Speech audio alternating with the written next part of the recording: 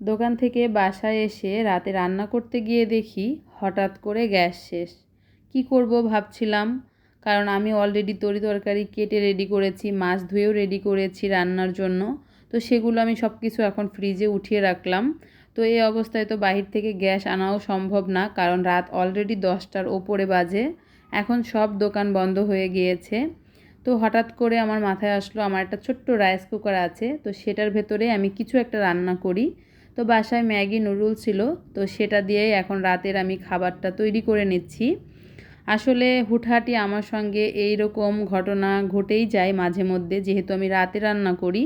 কে কে আমার মতো এরকম সিচুয়েশন আপনারা ফেস করেন অবশ্যই আমাকে কমেন্ট করে জানাবেন। তো এই যে আমাদের দুইজনের জন্য ম্যাগি, স্যুপ, নুডলস রান্না শেষ। এখন আমরা রাতে খাবো এটাই। আর সবথেকে বড় কথা হচ্ছে রিজিক, আল্লাহ রিজিকে যেটা রাখবে বা নসিবে যেটা থাকবে ওটাই আপনাকে খেতে হবে।